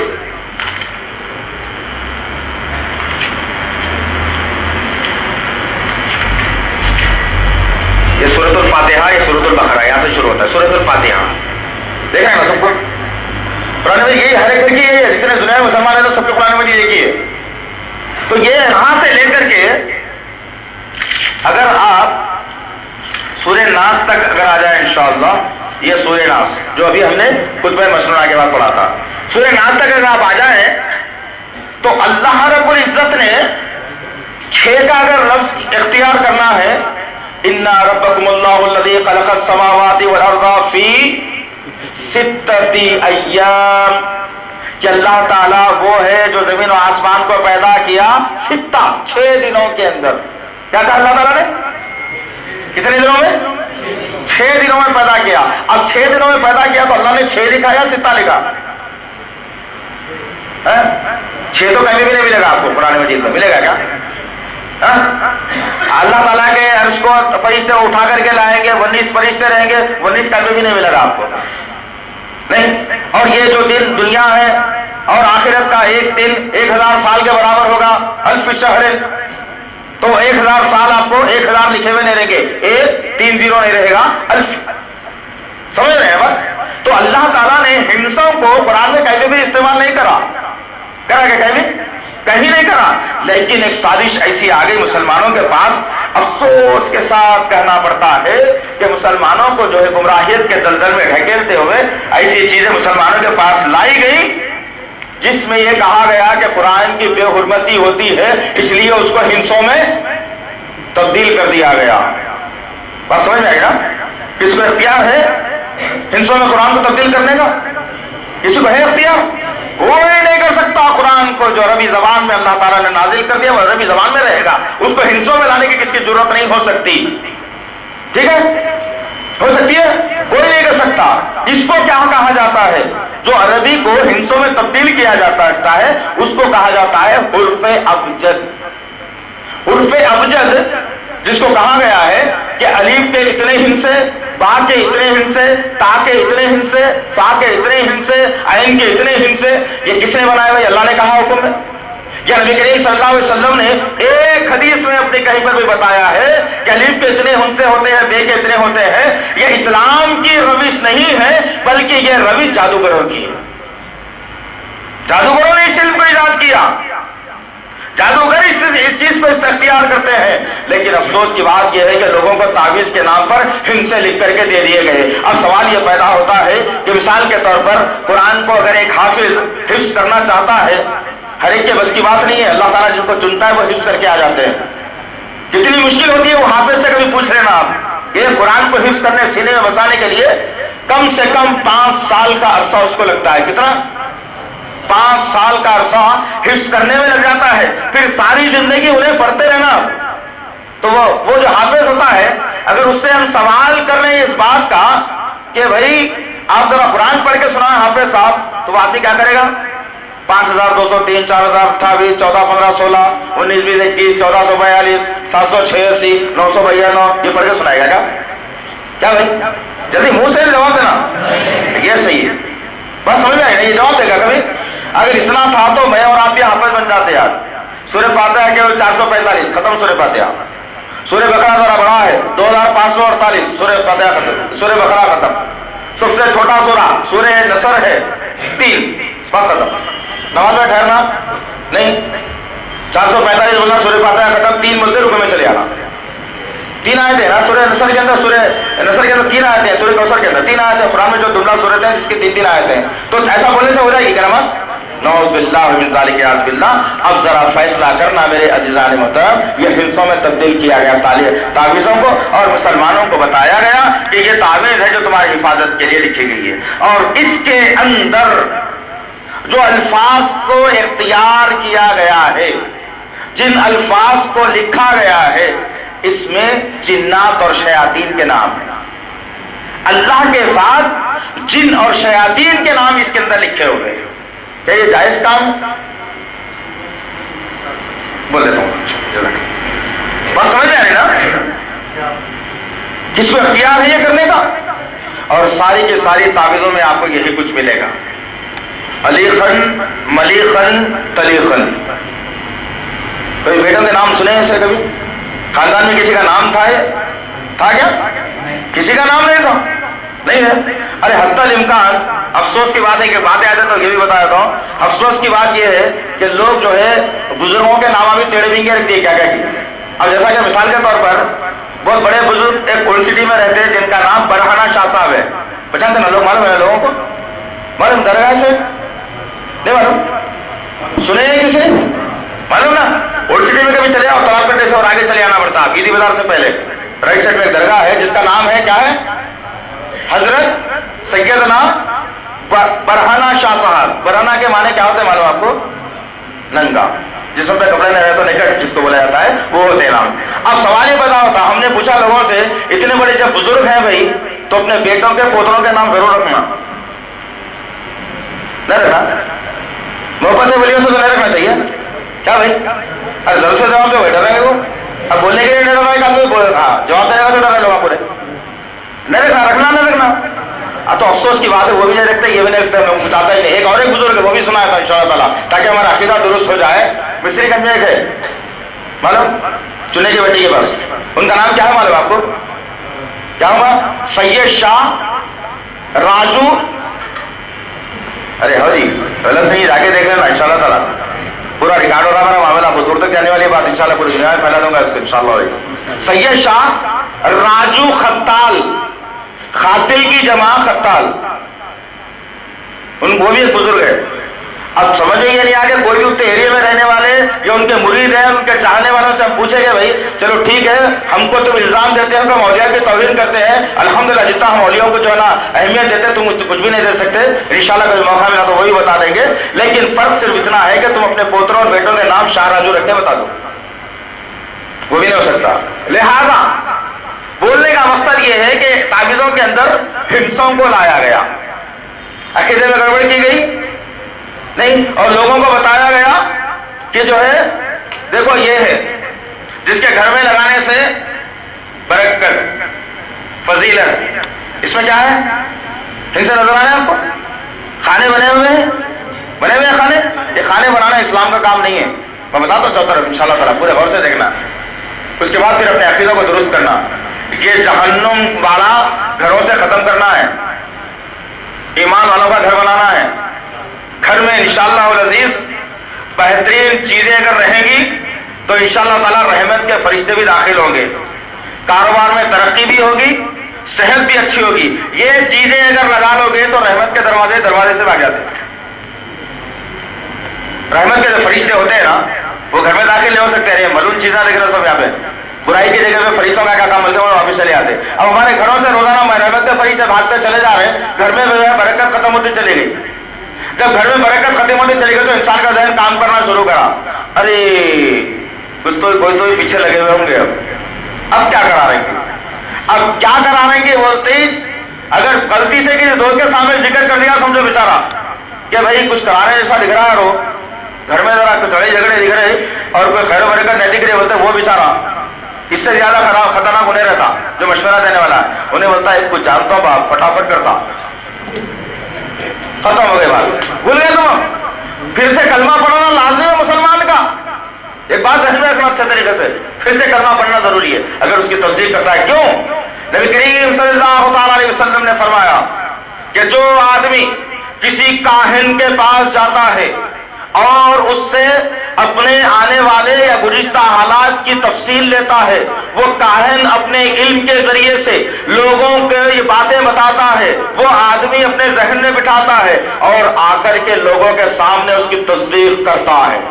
تصدیق سے مراد سچا مانتا ہے، ارے فلانے کے پاس گیا تھا یارو، اس نے ایسا کہا ایسا کہا ایسا اور ایسا ایسی چورا، کتنی صحیح بات بتائی اس کو سبیل میں اس بات کا۔ کوئی آدمی اگر یہ بات کی تصدیق اگر کرتا ہے عورت ہو کے مرد ہو تو نبی کریم صلی اللہ علیہ وسلم نے فرمایا 40 دن تک اس کی کوئی بھی دعا یا عبادت قبول نہیں ہوتی۔ نماز پڑھ لے، روزے رکھ لے، قرآن پڑھ لے، دعا کر لے، ذکر کر لے، کوئی قبول ہونے والا نہیں۔ تو غرض مختصر یہ ہے کہ ہم کو ایسے عقیدوں سے بچنا چاہیے۔ آج کا جو ہم پروگرام میں منعقد کریں اسی وجہ سے کہ کافی دن سے کوشش تھی ہماری، کئی چیزیں ہم پھینک بھی دیے کئی مرتبہ، تھیلوں سے چلے گئے ہمارے پاس یہاں سے. جن لوگوں کے پاس، جن لوگوں کو برا لگتا نا تو تعویذیں ہم لیتے ہیں تو برا نہیں لگنا چاہیے میرے بھائی تمہاری فکر کے اندر، اس لیے کہ نبی ساری انسانیت کی فکر میں زندگی گزارے تھے. ہماری بھی فکر یہی ہے، ہماری فکر یہی ہے. اور آج آپ تعجب کریں گے انہیں اتنی مہنگائی کے دور میں، جبکہ آدمی پہلے 8 گھنٹے کام کرتا تھا، آج 12 گھنٹے کر رہا ہے. کیوں کر رہا ہوگا 12 گھنٹے کام؟ پیسے کم ہونا بول کے کر رہا ہے، زیادہ ہونا بول کے کر رہا ہے؟ جلدی والا 8 گھنٹے کے بجائے 12 گھنٹے کر رہا ہے تو پیسے زیادہ ہونا بول کے کر رہا ہے، کم ہونا بول کے کر رہا ہے؟ زیادہ ہونا بول کے کر رہا ہے. لیکن میں کوئی فخر کی بات نہیں کر رہا، اللہ مجھے تکبر سے بچائے. ایک دعا کیا تھا میں اللہ تعالیٰ سے، اللہ نے میری دعا کو قبول فرمایا. اور آج الحمدللہ اپنی زندگی کے روز کے 4 گھنٹے قوم کی خدمت میں لگا رہا ہوں. کوئی ریاکاری نہیں ہے، جانکاری ہونا آپ لوگوں کو، احساس ہونا اس بات کا کہ آج کے دور میں ایک آدمی جو ہے نا کسی کو اچھی بات بتانے کے لیے پیچھے ہٹ جاتا، تو ہم فکر میں یہی لگے ہوئے ہیں کہ بھٹکی بھی انسانیت راہ راست پہ آئے. جو لوگ بھٹک کے ادھر ادھر جہنم رسید ہو رہے ہیں اور یہ سمجھ رہے ہیں کہ جنت میں جانے والے ہیں، ان کو بچایا جائے، ان کو جنت کا راستہ بتایا جائے، نبی کی سیرت بتائی جائے، صحابہ کی محبت ان کے سینوں میں ڈالی جائے، اللہ کا خوف ان کے دلوں میں بٹھایا جائے. کس طریقے سے خبر کے عذاب سے بچ سکتے ہیں. اور حدیث میں آپ کو بار بار سناتے جاؤں گا بیچ میں انشاءاللہ اسی کے متعلق. اب آئیے کہ مثال کے طور پر ایک غیر مسلم ہوتا ہے جو گھر بناتا ہے، بلڈنگ، یا کسی کی بلڈنگ تعمیر ہو گئی یا بلڈنگ تعمیر ہو رہی ہے، تو ایک خطرناک خوفناک شکل لگاتا ہے. وہ لگاتا ہے نا، اپنی دیکھیں نا بلڈنگ پر لگاتا ہے. اب اس سے جا کے پوچھا آپ کے کیوں لگایا ہے، تو اس کا نظریہ یہ ہے کہ جن شیاطین بھوت نہیں آنا اور لوگوں کی نظر بد سے بچا رہنا. کیا عقیدہ ہے اس کا؟ وہ لگانے سے جن بھوت پریت سے بچ سکتا ہوں میں، اور کوئی آدمی میرے خلاف میں نہ آئے. اور کوئی آدمی اگر دیکھا تو نظر بد سے میں بچ جاؤ. وہ اگر لگا لیا، وہ اگر رکھ لیا تو اس کو ہم سمجھتے ہیں کہ ہندو ہے، لگا لیا چھوڑ دو، کیا کرنا ہے. اب ذرا یہ تصویر دیکھنے کے بعد بولنا. اس کے سب سے آخر میں بھیانک چیز بتاؤں گا، کاش کہ ہمارا ایمانی حرارت بڑھے اور ہم اس کے خلاف میں کچھ کام کرنے والے بنے انشاءاللہ. اور چیز سن کے گھروں کو لگے چلے اللہ کے واسطے. اب دیکھیے کیا ہے، دکھ رہا ہے؟ میں بتاؤں گا آپ لوگوں کو، دکھ رہا ہے آپ لوگ؟ ویسے بنا ہوا ہے اللہ، محمد، حسن، حسین کا نقشہ ہے. اور پھر 4 بڑے فرشتوں سے مدد لی گئی اس کے اندر. جبرائیل سے مدد، میکائیل سے مدد، اسرافیل سے مدد، اسرائیل سے مدد. 4 بڑے فرشتوں سے. تمہارا عقیدہ ہی ختم ہوگا. یہاں پر فرشتے کسی کی مدد کرنے کے لیے نہیں ہیں. جبرائیل علیہ السلام سوائے انبیاء کے دوسروں کی کوئی مدد ہی نہیں کرے انہوں ابھی تک. کرے ایک واقعہ بتا دینا انشاءاللہ. بات دیکھ رہا نا بھائی، جبرائیل علیہ السلام سوائے انبیاء کے کسی عام انسان کی مدد کرے انہوں کبھی؟ کوئی بھی نہیں کرے. بلکہ ایک کام ضرور کرے. ہود علیہ السلام، صالح علیہ السلام، شعیب علیہ السلام، جب یہ قومیں اللہ اور اس کے رسول کے قانون کے خلاف میں کام کرنے لگی تو اللہ تعالیٰ نے جبرائیل علیہ السلام سے کہا کہ اب نبی کی مدد کے لیے جاؤ اور اس قوم پر عذاب لاؤ. جبرائیل کا کام تو یہ تھا، یہ سب مدد کرنے کا کام نہیں تھا ان کا. جاؤ ان کے گھر میں سے جن کو نکال دو، ان کے گھر میں سے شیطان نکال دو، ان کے گھر میں خیر و برکت داخل کر دو، ان کی بیوی کو فرما بردار بنا دو، ان کے بیٹوں کو جو ہے عقل مند بنا دو. جبرائیل کا کام یہ تھا کیا؟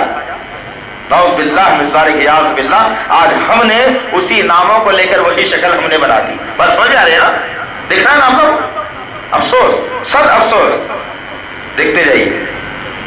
مسلمانوں کے گھروں سے لائی دی ہم یہ، غیر مسلموں کے گھروں سے نہیں لائیے ایک بھی چیز. یہ ہندسوں سے کیا ہوگا تمہارے گھر میں؟ خیر آئے گی، برکت آئے گی؟ ہرگز ناممکن سی بات ہے. ذرا غور کرو کہ ایک ہندوؤں کے اندر میں، غیر مسلموں میں ایک عورت ہوتی ہے جو شیر پر بیٹھی ہوتی ہے، معلوم نا؟ شیر پر برچھی لیے ہوئی، شیر کھنگارتا ہوا دیکھ رہا ہے. اگر ہم پوچھے کہ بھائی کیا کر رہے ہو تو یہ بھی ہمارا ایک دیوتا ہے یا دیوی ہے جو ہماری مدد کے لیے ہمیشہ تیار رہتی ہے. تھوڑا سا دھندلا ہے، اس میں بھی سارے لوگوں کے نامہ لکھ کر کے جو ہے ببری کی شکل بنائی گئی. اس میں یہ منڈا ہے، یہ بیرا ہے، یہ دم ہے، سیم ببری کی شکل. مسلمانوں کا عقیدہ ہے، ایمان والے ہیں ہم لوگ. ایمان والے ہیں یہ ساری چیزیں گھروں میں لگاؤ پھر بھی ایمان برقرار ہے، ناممکن سے بات ہے یہ؟ بس سمجھ میں آ گیا بھائی؟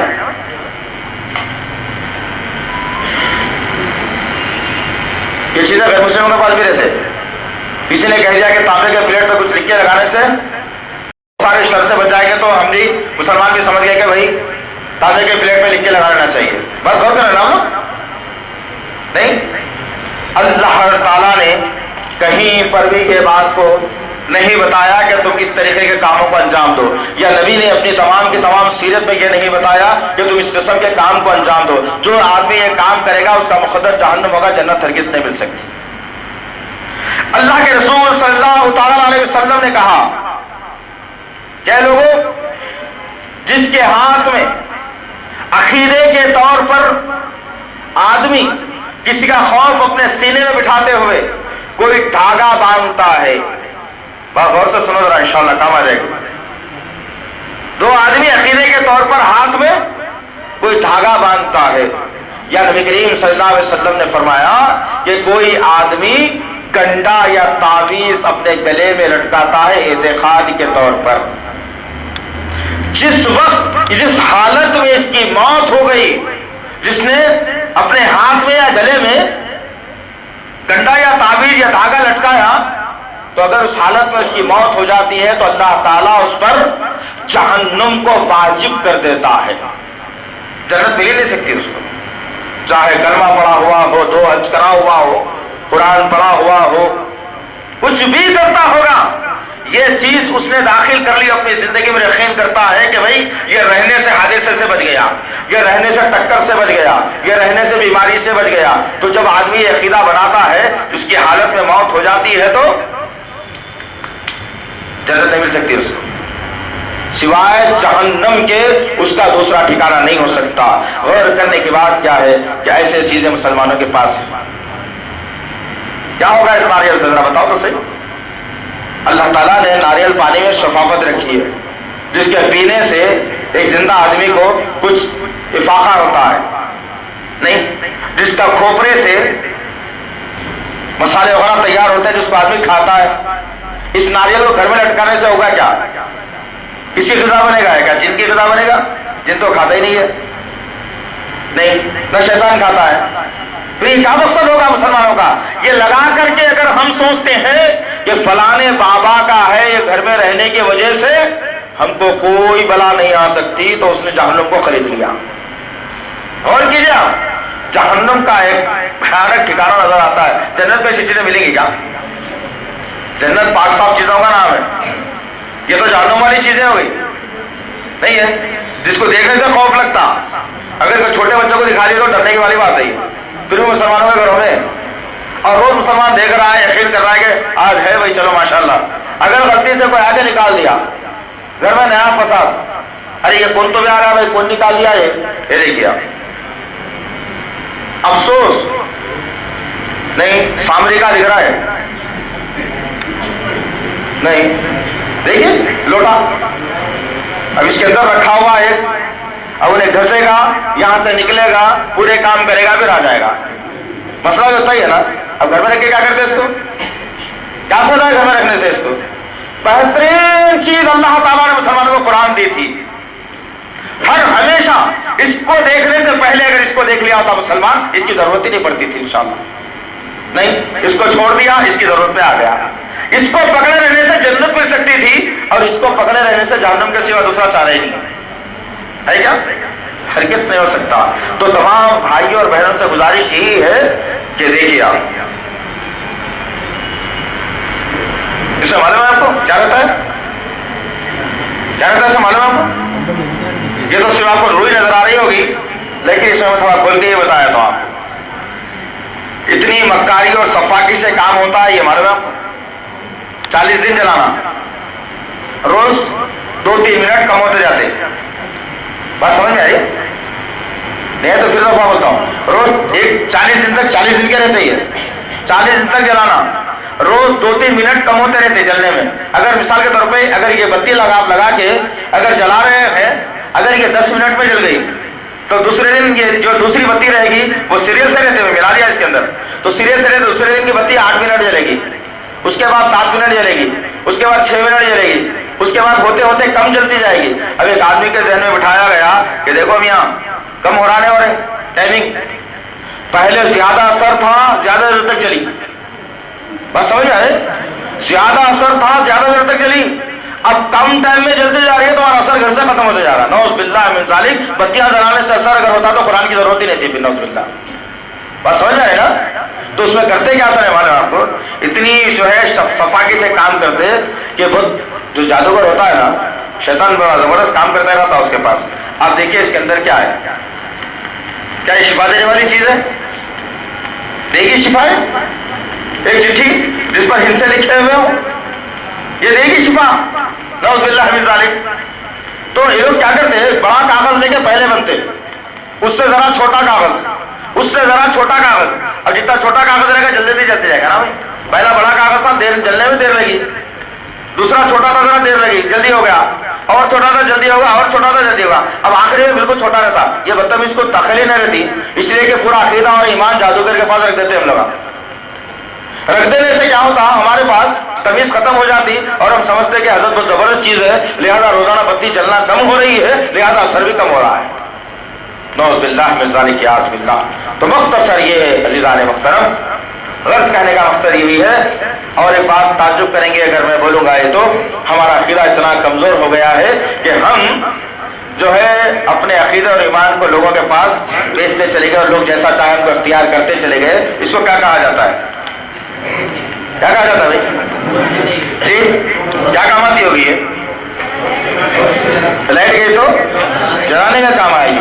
اب یہ تو سمجھ میں آ گیا بیٹھ کے اس کو بولتے ہیں کینڈل یا موم بتی، اور یہ اندھیرا اگر ہو گیا تو جلانے کے کام آئے گی. اب ایک سوال ہے آپ لوگوں سے، یہ کتنے کی ہوں گی جی؟ ایک آدمی 100، ایک آدمی 80، ایک آدمی 50، ایک آدمی 30 جی. ذرا میں ہماری بہنوں سے بھی اگر سوال کر لیں تو بہتر ہوگا. آپ کو کوئی نظر آ رہی ہے کہ موم بتی، تو ذرا میری بہنیں کوئی جواب دینا کہ موم بتی کتنے کی ہوگی اندازہ جی؟ جی ارے اللہ ہو لگا دو نا شکر، کیا ہے اللہ خیر کرے میرے بھائی. جی لگا دو نا، معلوم ہو جاتا. خیر ایک بھائی نے کہا کہ میں پھر بتاؤں گا انشاءاللہ آپ کو. ایک بھائی نے کہا 50، ایک بھائی نے کہا 100، ایک بھائی نے کہا 30، ایک بھائی نے کہا 20، ایک بھائی نے کہا 35. لیکن افسوس کی بات یہ ہے مسلمانوں، کب تک تم عقیدے دوسروں کے پاس بیچتے رہو گے؟ اس کی قیمت اگر آپ سنو گے تو بڑے پریشان ہو جاؤ گے. 6000 روپے کی موم بتی ہے. کتنے کی؟ 6000 کی موم بتی ہے، اور ایک شرط کے ساتھ میں تعجب کریں گے. شرط کیا ہے؟ پوری اس کو جلا دینا، جو موم بچے گا پھر لا کے ہمارے کو دے دینا، پھر لا کے دے دینا واپس. جو دیا تھا یہ، جو حضرت دیا ہے یہ، اس نے کہا کہ بھائی پوری موم بتی جلا دو، اور پھر یہ جب پگھل جائے گی پورے طریقے سے، جو موم رہے گا وہ موم لا کے پھر ہمارے کو واپس کر دینا، تاکہ پھر دوسری موم بتی تیار ہو، دوسرا بیوقوف ڈھونڈ لیا جائے اور پھر 6000 روپے پھر کمایا جائے. تو اسی لیے کہاوت مشہور ہے دنیا کے اندر کہ جب تک کہ بیوقوف زندہ ہے عقل مند بھوکا نہیں مرتا. بات سمجھ رہے نا؟ جب تک کہ بیوقوف زندہ ہے عقل مند کبھی بھوکا نہیں مرتا، اور ہم بیوقوف بنتے جاتے، عقل مند جو ہے نا کماتے جا رہا ہے. تو غرض مختصر یہ ہے کہ سارے کا سارا کنبا دیکھ رہے ہیں، یہ کسی اور کے سامنے کے نہیں ہے، سو آپ لوگوں کے پاس لیے سو ہے. اور لوگوں کو بہت برا لگتا ہے جب ہم لیتے نا، یہ نکال لیتے تو بس لوگ تو ہمارے جھگڑا بھی کرے بھائی. ایک دن ہم کیا کریں، ایک صاحب کے پاس سے نکال لیے، وہ بیچارے گھر کو چلے گئے. اب گھر کو جانے کے بعد کیا ہوا، کچھ بات چیت ہوئی، کہاں ہے تمہاری تعویذ نظر آئے ہو، تو فلاں صاحب کے پاس گئے تھے، وہ نکال لیے. لوگ جم کر لے کے باڈی بنا لے کے اکڑ کے سمجھتے کہ پورے معاشرے کو ڈرا دیں گے، بلکہ اندر کا جو چھوٹا دل ہوتا نا وہ مضبوط رہنا انسان کا. آگے ہمارے پاس 4-6 لوگ مل کے ٹائٹ جن چھڑا کیا کہ دل لے کے آگے بولے بھائی تعویذ نکالیے، کیا کر لیے؟ بولا بیٹھے کیا ہوگا میرے بھائی، خیریت سے تو ہے؟ تو بولے کہ تعویذ بڑی اہمیت والی چیز ہے. تو میں نکال کے کپا رکھ دیا سامنے، رکھ کے بولا تم ایک دیے تھے، میں اتنے دیر پورے لے کے جاؤ. کیا کریں گے بھائی؟ نہیں تم تو ایک دیے تھے، میں اتنے دیر میں لے جاؤ. کون سی ڈالتے روز ایک ڈالو، سال کے 365 دن نہیں تعویذ ایک ڈال کے کب تک گھومتے آ کر. تو غلط مختصر بولنے کا مقصد یہ ہے میرے بھائی، ایسی چیزوں سے جو ہے مسلمانوں کو بچایا جانا چاہیے، کھولنے کے، یہ پینے کے، یہ جلانے کے، یہ پتہ نہیں کیا کیا ہے، اللہ عالم بالصواب۔ ہر چیز کے اندر ہم کو یہی تمام چیزیں ملیں گی۔ دوسری اہم ترین بات، یہ کڑا جس پر آیت الکرسی لکھی ہوئی ہے، اور کہا گیا کہ بھائی اس کو اپنے ہاتھ میں پہن کر کے رہنا۔ میرے ایک سوال کا جواب دینا، اس کے بعد میں اس پر بات کروں گا۔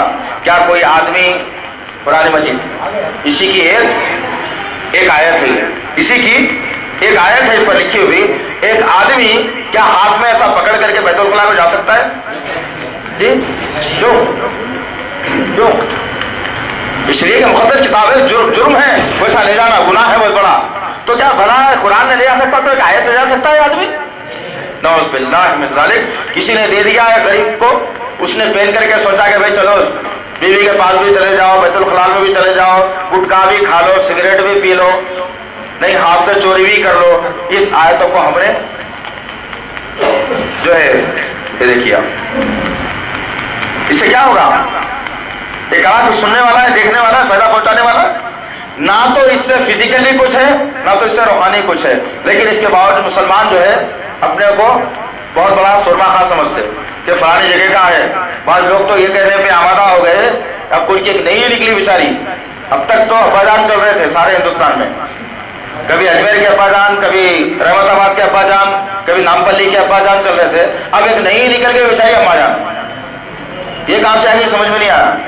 اب اما جان بھی آ جائیں گے، ابا جان بھی آئیں گے، دادا جان بھی آ جائیں گے، تو ہمارا کچھ کام ہی نہیں ہے، نہیں پھر سے دور دادا ابا کا شروع ہو جا رہا نہیں۔ اور افسوس کی بات ہے، غرض کہنے کا مقصد یہ ہے، اس قسم کی تعویذیں مسلمانوں کو دی جاتی ہے جس پر ایک پنجہ ہوتا ہے۔ معلوم ہے پنجہ کیا ہے؟ یہ شیعوں کا عقیدہ ہے پنجتن پاک بول۔ پنجتن پاک کیا ہوتا ہے پھر کبھی بیان کرنے کا وقت، اس بات کی اجازت نہیں ہے، بہت زیادہ وقت ہو رہا ہے آپ لوگوں کے ساتھ میں۔ اور دوسری اہم ترین بات ہے، اس قسم کی جو ہے انگوٹھیاں مسلمانوں کو دی جاتی ہیں۔ بتانا ہے؟ ٹھیک ہے، بتا دوں انشاءاللہ۔ یہ انگوٹھیاں مسلمانوں کو دی گئی۔ آپ کو معلوم ہونا چاہیے، ایک وقت کا واقعہ ہے کہ نبی کریم صلی اللہ علیہ وسلم نے جو لکھنا پڑھنا نہیں جانتے تھے، آپ امی تھے، تو آپ نے ایک انگوٹھی بنائی مہر لگانے کے لیے۔ کوئی لیٹر پر کسی بادشاہ کو جو خط لکھا جاتا تھا اس پر مہر لگانے کے لیے ایک انگوٹھی بنائی گئی۔ تو نبی کریم صلی اللہ علیہ وسلم نے انگوٹھی کو بنا کر کے اپنے انگلی میں پہن لی۔ اب پہن لیا، تمام کے تمام صحابہ کرام دیکھنے لگے کہ بھائی نبی کریم صلی اللہ علیہ وسلم کی انگلی میں انگوٹھی ہے۔ ہر آدمی گیا، لوہے کی، چاندی کی، سونے کی، جو سمجھ میں آتی تھی اپنے اپنے انگلیوں میں انگوٹھی کو پہننا شروع کر دیا۔ حضرت بھی حضرت میں انگوٹھی آ گئی، اللہ کے رسول بلائے اور پوچھنے لگے کہ ماجرا کیا ہے؟ حضرت بھی کے ہاتھ میں انگوٹھی آ گئی۔ کہا کہ یا رسول اللہ پھر آپ کی انگلی میں تو ہے، اس لیے ہم نے دیکھ کر کے اس انگوٹھی کو ہم نے پہن لیا ہے جو آپ کے انگلی میں ہم نے دیکھی ہے۔ اللہ کے رسول صلی اللہ علیہ وسلم نے کہا میں تمہارے اندر جوہر جاہلیت کو دیکھ رہا ہوں۔ اپنی انگلی سے انگوٹھی کو نکالے اور باہر ڈال دیے۔ تمام کے تمام صحابہ کرام اپنے انگوٹھیوں کو نکال کر کے پھینک دیے، اور اللہ کے رسول نے کہا کہ انگوٹھی کوئی نہ پہنے۔ یہ میرا پہننے کا مقصد یہ ہے کہ میں کچھ خطوط کے اوپر مہر لگاتا ہوں، کچھ معاہدوں کے اوپر مہر لگاتا ہوں، اس لیے میں نے اس کو پہنا تھا۔ آج مسلمانوں کا معاملہ کیا ہو گیا ہے؟ آخری 4 شمے کی انگوٹھی 1 سال تک چلتی نہیں، وہ صاحب کی انگوٹھی، وہ حضرت کی انگوٹھی، وہ مرشد کی انگوٹھی، وہ درگاہ کی انگوٹھی، پتہ نہیں کتنی انگوٹھیاں ہم لوگ والے کے جمع کر کے رکھ رکھتی ہیں۔ افسوس، سب افسوس، کچھ لکھا ہوا اس پہ ہوتا ہے، مسلمان یہی پہن کے سمجھتا ہے کہ بھائی بہت بڑا کارنامہ ہم نے انجام دے دیا ہے۔ بہنوں کو یہ اس وقت میں ٹی وی نظر نہیں آ رہی تھی، پھر میں بتلا رہا ہوں، میری بہنوں سے میں درخواست کروں گا کہ یہ انگوٹھی کتنے، یہ موم بتی کتنے کی ہوگی آخر؟ نظر آ رہی ہے آپ کو بھی؟ یہ موم بتی کتنے کی ہوگی اندازہ ہے؟ بھائیوں نے کہا 100 کی، تو ہم نے بتایا اس کی قیمت 6000 روپے کی ہے، بڑی قیمتی ہے، حفاظت سے رکھنا ہے اس نہیں، پھر ختم ہو گئی تو بڑا مشکل کا مسئلہ ہو جائے گا۔ اب تمام باتیں ہو چکی، بہت ساری چیز اس میں موجود ہے، بہت ساری چیزیں اس میں موجود، اتنی باتیں بتائی جائے کم ہے۔ مسلمان ایسی ایسی چیزیں گلوں میں ڈال کے پھرتا ہے، جبکہ نبی کریم صلی اللہ علیہ وسلم نے کہا کہ پاکی آدھا ایمان ہے، جو پاک صاف رہا اس کے ایمان کی گواہی دینا ہے۔ کیا یہ بتائیں گے کہ یہ پاک ہے؟ ذرا اس کو دیکھنے سے کرائیت ہوتی ہے، پتہ نہیں میں کس ہمت کر کے اس کو اٹھا رہا ہوں، اس لیے اٹھا رہا ہوں کہ نقصان پہنچائیں گے، لیکن گندگی دیکھنے کے بعد نہیں۔ دیکھیے ذرا غور کیجیے، کیا ہے یہ؟ مسلمان ایسی چیزوں کو ڈال کر پھر اللہ کے پاس آ کے سجدہ کرنا، پھر اللہ سے دعا کرنا کہ اللہ دعا قبول کرے گا تمہاری، ہرگز نہیں ہو سکتی، ناممکن سی بات ہے۔ اب آخر میں ایک سوال کرتے ہوئے میں آپ سے انشاءاللہ تعالی جدا ہو جاؤں گا انشاءاللہ۔ اور ایک چیز اور بتانا ضروری ہے، یہ ہے دیکھیے ایک نقش دیکھ رہے ہیں، نظر آ رہا ہے آپ کو؟ آ رہا ہے نا بھائی؟ ادھر دیکھیے، آ رہا ہے نظر؟ کتنے لوگوں کو نظر آ رہا ہے؟ کتنے لوگوں کو نظر آ رہا ہے؟ سب کو نظر آ رہا ہے؟ اچھے طریقے سے نظر آ رہا ہے، بہتر انداز میں نظر آ رہا ہے جی؟ دیکھ رہے نا، اس کے اندر لکھا ہوا ہے پورے جنات کے نام آ رہے تھے اس میں، علیقن ملیقن تلیقن۔ افسوس، سد افسوس، کیا یہ جائز کام ہے اسلام کے؟ ہرگز نہیں ہو سکتے۔ لہذا ایک بات آخری میں بتا کے اپنی بات کو میں ختم کروں گا، یہ نبی کریم صلی اللہ علیہ وسلم سے کتنے % کی محبت ہے ہمارے پاس؟ جلدی بولنا، کتنی محبت کرتے ہیں نبی سے؟ زور سے بولنا جی، کتنی؟ 100 دو قسم کا ہوتا، معلوم ہے آپ کو؟ میں بتاتا ہوں آپ کو، 100 دو قسم کا ہوتا۔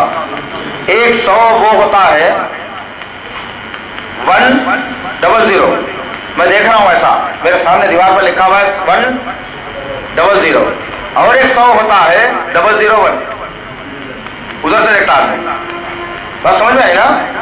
ہم 001 لکھ کے ادھر سے دیکھ کے بنے گے 100% کے، حالانکہ 1% بھی مسلمان ہی نہیں ہے ہمارے پاس، نہ 1% بھی ہمارے سے نبی سے محبت ہے۔ اگر نبی سے 100% محبت اگر ہوتی تو درگاہیں قبرستان ویران ہو جاتے اور مسجدیں آباد ہو جاتی۔ کیا مسجدیں آباد ہیں آج؟ مسجدیں خالی ہے، قبرستان بھرے ہوئے، پھر 001% ایمان ہے ہمارے پاس، اتنی محبت ہے نبی سے، اس سے زیادہ نہیں کر سکتے ہم لوگ، عورتیں مرد سب کا حوصلہ ہے۔ ایک دوسری بات، ایک حدیث سنا کر کے پھر یہ بتاؤں گا میں آپ کے پاس، نبی سے محبت اگر کرنا ہو تو نبی کریم صلی اللہ علیہ وسلم کے الفاظ کو دیکھیے۔ ایک مرتبہ عمر بن خطاب رضی اللہ تعالیٰ عنہ کے ساتھ اللہ کے رسول صلی اللہ علیہ وسلم جا رہے ہیں، اچانک نبی کریم صلی اللہ علیہ وسلم نے عمر بن خطاب رضی اللہ تعالیٰ عنہ سے پوچھا کہ اے خطاب کے بیٹے عمر، تو بھلا بتا، تو اپنے آپ سے زیادہ محبت کرتا ہے یا مجھ سے زیادہ محبت کرتا ہے؟ تو عمر بن خطاب نے جواب دیا کہ یا رسول اللہ، پہلے میں اپنے آپ سے محبت کرتا ہوں، پھر آپ سے محبت کرتا ہوں۔ تو نبی کریم صلی اللہ علیہ وسلم نے کہا پھر تو اے عمر تو ایمان والا ہی نہیں ہے، تو ایمان والا نہیں ہے۔ عمر بن خطاب رضی اللہ عنہ چونکے اور پریشان ہوئے اور کہا یا رسول اللہ سن لیجئے کہ میں سب سے پہلے آپ سے محبت کرتا ہوں اور پھر اپنے آپ سے محبت کرتا ہوں۔ تو نبی کریم صلی اللہ علیہ وسلم نے کہا پھر تو اب ایمان والا ہے۔ پھر ایک اور حدیث میں نبی کریم صلی اللہ علیہ وسلم نے فرمایا جب تک کہ کوئی ایمان والا ہو نہیں سکتا جب تک کہ میں اس کے نزدیک اس کے باپ سے، اس کی ماں سے، اس کے بھائی سے، اس کی اولاد سے، اس کی بیوی سے، اس کے خاندان سے زیادہ عزیز نہ ہو جاؤں۔ سب سے زیادہ محبت نبی سے اگر ہے تو وہ ایمان والا ہے، ورنہ اس کے دل کے اندر، سینے کے اندر ایمان ہی نہیں۔ اب آئیے اس نقش کو دیکھنے کے بعد فیصلہ کیجئے اور پھر ان بختوں کے خلاف زبان کھولیے، ضرورت پڑنے پر ہاتھ بھی کھولیے، اس لیے کہ نبی کریم صلی اللہ علیہ وسلم نے برائی کو میٹنے کے 3 طریقے بتائے۔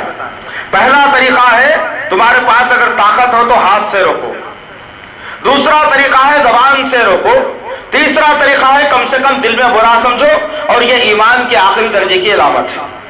نبی نے 3 طریقے بتائے برائی کو روکنے کے، اور ماشاءاللہ ہمارے پاس ابھی ہاتھ پر چلانے کی بہت طاقت ہے نا؟ نہیں ہے؟ نہیں ہے؟ کوئی سامنے سے کٹ مار کے نکل جاتا ہے، پیچھا کر کے مارتے اس کو؟ نہیں، لیکن اسلام مٹ جا رہا، ایمان مٹ جا رہا، پھر بھی نہیں مارتے۔ ارے جان دو گے اپنے کو کیا کرنا ہے، کچھ تو بھی کر دیں گا، کوئی بھی نہیں کرتا انشاءاللہ۔ نہیں، تو نبی سے اگر محبت ہے تو اس کو دیکھنے کے بعد فیصلہ کرنا کہ نبی کی کتنی محبت ہے۔ ایک بات عرض کر دوں کہ یہ کوئی ہمارا بنایا ہوا یا ہماری طرف سے لا کر کے کسی پر الزام لگانے والی بات نہیں ہے، یہ کس کی طرف سے ہے اور کس نے اس کو بنایا ہے پہلے وہ بتاتا ہوں میں آپ کو۔ اس کے اوپر نام لکھا ہوا ہے خواجہ شیخ محمد حسین شاہ خاری الچشتی افتخاری پیر عادل بیجاپوری، اس کا نام ہے، آپ دیکھ سکتے ہیں انشاءاللہ۔ اب ذرا غور کیجئے کہ میرے اور آپ کے آقا محمد صلی اللہ علیہ وسلم اور اللہ رب العزت جو خالق کائنات ہے، اور وہ نماز ہے جس سے نبی کریم صلی اللہ علیہ وسلم سب سے محبت زیادہ کیا کرتے تھے، اور وہ بیٹی فاطمہ رضی اللہ تعالیٰ عنہا جس سے نبی کریم صلی اللہ علیہ وسلم سب سے زیادہ محبت کیا کرتے تھے، ان ظالموں نے اس نقش میں کیا عالم کر دیا. اور مسلمان اپنے گھر میں لگا کے خوش ہوتا ہے یار.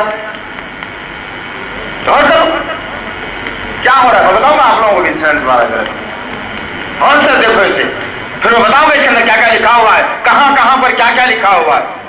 افسوس، ہمارا مقصد یہی ہے، ہماری مہم یہی ہے، ہماری جستجو یہی ہے کہ مسلمان اپنے آپ کو حقیقی طور پر مسلمان بنا لے انشاءاللہ، ایمان والے بنا لے انشاءاللہ. ایسی چیزوں کو اپنے گھروں سے نکال کر پھینکے اور ان کے منہ پر تماچا مارے انشاءاللہ. غور کرو، دکھ رہا ہے کچھ اچھی چیز ہے، اچھی چیز ہے. افسوس میرے بھائی، غور کرو، دیکھ سکتے کیا ہے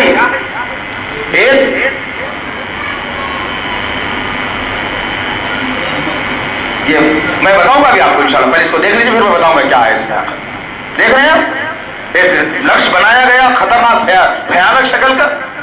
اور معلوم ہے آپ کو نبی کریم صلی اللہ تعالی علیہ وسلم کی جب پیدائش ہوئی، تعجب کی بات ہے، ذرا ذہن میں رکھنا ان باتوں کو. نبی کریم صلی اللہ علیہ وسلم کی جب پیدائش ہوئی، حضرت عبد المطلب نبی کریم صلی اللہ علیہ وسلم کے دادا جب پیدا ہوئے، نبی کریم صلی اللہ علیہ وسلم جب مکے کی سرزمین پر کعبے کے قریب میں اس شیرخوار بچے کو جو آپ کے ہاتھ میں ہاتھوں کے اندر ہاتھ پر مار کر کھیل رہا تھا، جب لا کر لوگوں کو بتاتے ہیں تو ہر آدمی نے گواہی دی اس بات کے اوپر کہ اے عبد المطلب، آج تک کی جتنی ماؤں نے اولادیں جنی ہیں، اب اس کے بعد اللہ نے خوبصورتی ختم کر دی، اب دنیا میں کوئی خوبصورت پیدا نہیں ہوگا. یہ ہے نبی کی شان. اور ظالموں نے نبی کے نام کا یہ مذاق بنا دیا. پھر بھی ہم برداشت کر لیں، پھر بھی ہم سہ لیں ان باتوں کو. اور کرو جنان مطلب کہاں ہے ایمان ہمارا؟ ہم جب اس کے خلاف میں کام کرتے ہیں تو لوگ ہمیں دھمکیاں دیتے ہیں، فون کہاں آتے ہیں ہمارے پاس، کہتے ہیں کہ بہت بڑا کام کر رہا ہے، تیرا تو انجام بڑا بھیانک کر دیں گے ہم. یہ ہم کو دھمکیاں آتی ہیں، پھر بھی اس کے باوجود اللہ کی ذات پر بھروسہ کرتے ہوئے الحمدللہ آج 11 سال نکل گئے اس فیلڈ کے اندر. مجھے غور کرو، اب دیکھیں میں اس کو الٹا کر کے آپ کو بتاؤں گا. اس طریقے سے دیکھیے، یہ ہے میرے آقا کا نام محمد. پھر ایسا اگر دیکھا جائے الٹا محمد. غور کرو کہ صحیح ہے کام. اس نقش کے اندر یہ فاطمہ رضی اللہ تعالیٰ عنہ کا نام، یہ حسن کا نام، یہ حسین کا نام، یہ محمد کا نام. یہی نہیں بلکہ اس ظالم نے شرمگاہ کے پاس بھی کچھ لکھ دیا ہے نبی کے مطابق. غور کرو کہ یہ کام صحیح ہے غلط ہے؟ جلدی بولنا. کون اس کے خلاف میں کام کرے؟ کون کرے اس کے خلاف میں کام؟ سب انسان، سب مسلمان کرنے کی ضرورت ہے. جہاں جہیں ان کی دکانیں محلوں میں لگی ہوئی ہیں، ان کو اکھاڑ پھینکنے کی ضرورت ہے. افسوس، سر افسوس، مسلمان جب یہ کام کرنا بند کر دیا تو اللہ تعالیٰ نے غیروں کے سینوں میں ایک سوال کو اٹھایا. اور الحمدللہ پولیس ڈپارٹمنٹ جس کے اندر غیر مسلم آفیسرز کو ذمہ داری دی گئی، اور آج الحمدللہ اولڈ سٹی سے جادوگروں کا صفایا ہو رہا ہے. بہت بڑا کام کر رہے ہیں لوگ. ہم کو سپورٹ کرنا ہے، ان کی بتانا ہے ان کو حقیقت کیا ہے. نبی کریم صلی اللہ علیہ وسلم نے شرعی علاج کی طریقہ کار کیا بتایا، اور آج مسلمانوں کے نام پر، اسلام کے نام پر، نبی کے نام پر، اللہ کے نام پر، ایمان کے نام پر کیا ہو رہا ہے. کیا اچھی چیز ہے یہ؟ افسوس، سخت افسوس ہم پر. اللہ ہماری مغفرت فرمائے. اب آئیے آخر میں بڑے ہی بہت بڑی جرات کرنے جا رہا ہوں میں، اس لیے کہ وہ کتاب جو لوح محفوظ کے اندر اللہ تعالیٰ نے لکھ رکھی تھی، اس کتاب کو اللہ تعالیٰ نے کسی اور نبی کو نہیں دیا، صرف محمد صلی اللہ علیہ وسلم کو کتاب دی گئی، قرآن مجید، جس کے بارے میں اللہ تعالیٰ نے بہترین بات سورہ حشر میں بتائی جس کے بارے میں اللہ تعالیٰ نے سورہ حشر میں کہا اعوذ باللہ من الشیطان الرجیم لو انزلنا هذا القرآن على جبل لرأيته خاشعا متصدعا من خشية الله وتلك الامثال نضربها للناس لعلهم يتفكرون. اللہ تعالیٰ نے کہا کہ لوگوں اس قرآن کے بارے میں تم کیا جانتے ہو؟ اگر اس قرآن کو ہم کسی بڑے پہاڑ پر اگر نازل کر دیتے تو اس کی خشیت سے، اس کے خوف سے وہ پہاڑ ریزہ ریزہ ہو جاتا تھا. ہم یہ مثالیں لوگوں کے لیے بیان کرتے ہیں تاکہ یہ غور و فکر کریں اس قرآن کے اندر. اللہ نے کہا سورہ حشر کی آخری آیتوں لیکن مسلم گھرانوں میں رہتا ہے یہ جوزدان، مسلم گھرانوں میں رہتی ہے یہ قرآن، لیکن مسلمان کو پڑھنے کی فکر نہیں ہے، مسلمان کو جستجو نہیں ہے، مسلمان کو خوف نہیں ہے، مسلمان آپ فکر آخرت کو بلا بیٹھا ہے. مسلمان چاہتا ہے کہ چلو جہنم میں صحیح لیکن دنیا کی لذتوں کو میں حاصل کر لوں گا. اب غور کرنے کی بات یہ ہے عزیزان محترم، وہ قرآن جو 30 پاروں کی شکل میں اللہ نے نازل کی، اس کی درگت مسلم گھرانوں میں کیا ہوتی ہے اسے میں بالکل بتانے کے لیے باضابطہ گھر سے منگا کر کے میں نے رکھا ہے. ذرا غور کرو تو صحیح، ذرا دیکھو اس کی کیا حالت جو ہے نا مسلمانوں نے بنا کر کے رکھی. قرآن ہے یہ قرآن، تعویذ اگر ہوگی سوال کر کے رکھی جائے گی، لیکن قرآن کی درگت بنا دی مسلمانوں نے. کیا اس سے ایک آدمی غلطی کرنے کا سارے معاشرہ بدنام نہیں ہوگا؟ سارے معاشرے پر عذاب اس کا نہیں آئے گا؟ برابر آئے گا. ہر آدمی مجرم ہے، ملزم ہے. غور کرنے کی بات ہے، اس میں تو کچھ اوراق تمہیں نظر آ رہے تھے، اس میں تو اوراق بھی تمہیں نظر نہیں آئیں گے. مسلمانوں نے یہ درگت کر دی قرآن کی. افغانستان میں اب امریکی فوجیوں نے جو مجرمانہ طور پر قرآن مجید کے نسخے کو جلایا تو سارے کا سارا افغانستان اور ساری کی ساری دنیا میں واویلا ہو گیا کہ امریکی فوجیوں نے دشمنی کے طور پر قرآن کو جلا دیا. ہر ملک سے واویلا ہونے لگا، ہر جگہ آگ لگا دی گئی املاک کو، امریکہ کی مخالفت ہونے لگی. اب یہ مسلمان اگر کرتا ہے تو اس کی مخالفت کون کرے؟ کون کرے اس کی مخالفت؟ کیا یہ ظلم نہیں ہے؟ یہ مجرمانہ سازش نہیں ہے مسلمانوں کے پاس؟ دیکھیے ذرا کیا حالت ہم نے کر دی ہے اس قرآن کی. دیکھ رہے ہیں افسوس. بڑی ضرورت کا کام کر رہا ہوں میں، بڑی ضرورت کا کام کر رہا ہوں میں. غور کرو مسلمانوں، ایسی کئی قرآن ہوں گے تمہارے پاس جو برسوں سے تم نے نہیں کھولا ہوگا، اسے برسوں سے نہیں پڑھا ہوگا تم نے اسے. وہ قرآن آج جا کر کے کھولو اپنے گھروں میں اور عادت ڈالو قرآن کو کھولنے کی گھروں کے اندر. قرآن پڑھنے کی عادت ڈالو، قرآن سمجھنے کی عادت ڈالو، قرآن کا ترجمہ پڑھو، لوگوں تک پہنچاؤ قرآن مجید. تب جا کر کے پتا چلے گا کہ حقیقی طور پر ایک مسلمان کی ذمہ داری کیا ہے. ورنہ قوم کے اندر ظالم لوگ پیدا ہوتے رہیں گے، مسلمانوں پر مسلمانوں کے ایمان اور عقیدے پر ڈاکے ڈالتے رہیں گے، اور یہ حالت میرے اور آپ کے آقا کی تصویر بنا کر کی جاتی رہے گی. اور اللہ تعالیٰ مجھ سے اور آپ سے جو قیامت میں سوال کرے گا کہ میرے نبی کی بے حرمتی ہوئی تھی ظالم، تو کیا کر رہا تھا اس وقت میں؟ میری شریعت کے خلاف میں کام ہو رہا تھا، نبی کی شریعت کے خلاف میں کام ہو رہا تھا کہ لوگ گھروں میں تعویذ لٹکا کر، قبروں پہ سر جھکا کر، ناریلیں پھوڑ کر، پھولیں چڑھا کر کے زندگی گزار رہے تھے. اس وقت تو کیا کر رہا تھا؟ کیا جواب دے کے میں اور آپ جواب دینے کے قابل بھی ہیں ہم لوگ؟ کوئی قابل نہیں ہے. اس سے ضمن میں ہم نے کوشش یہی کی ہے کہ آج ہم نے سوچا کہ کچھ دیر آپ کو بٹھائے رکھیں اور پھر وہ ساری چیزیں آپ کے سامنے بتائیں جو اسلام کے خلاف میں ہو رہی ہے، ہمارے شہر میں، ہمارے ملک میں، ہمارے محلے میں، ہمارے پڑوس میں ہو رہی ہیں. اس کے باوجود ہم اس کے لیے کوئی جستجو نہیں کرتے تو ایسی قوم کا اللہ ہی حافظ ہے. کیا ابھی بھی ہمارے پاس وقت نہیں ہے کہ اس کی مخالفت کرنے کے لیے؟ نہیں ہے وقت ہمارے پاس؟ نکالیے وقت. ہر مسلمان کا ایک زبردست جنونی ساتھی بن چکا ہے وقت، جو اچھے کام کے لیے کبھی بھی نکلنے نہیں دیتا تمہیں. ہر برے کام کے لیے مسلمان کے پاس وقت ہے. گھنٹوں شادیوں میں خرچ کریں گے ہم لوگ وقت، گھنٹوں پکنک میں خرچ کر گئے ہم لوگ کا وقت، گھنٹوں دوستوں کے ساتھ صرف کریں گے ہم وقت. لیکن اسلام کا معاملہ جب آئے گا تو ہر آدمی سوچے گا کہ بھئی وقت نہیں ملا اس لیے میں نہیں آ سکا. وقت نہیں ملا میں یہ نہیں کر سکا، وقت نہیں ملا میں نماز نہیں پڑھ سکا، وقت نہیں ملا میں قرآن نہیں پڑھ سکا، وقت نہیں ملا میں نبی کی سیرت نہیں پڑھ سکا، وقت نہیں ملا میں حدیث نہیں پڑھ سکا۔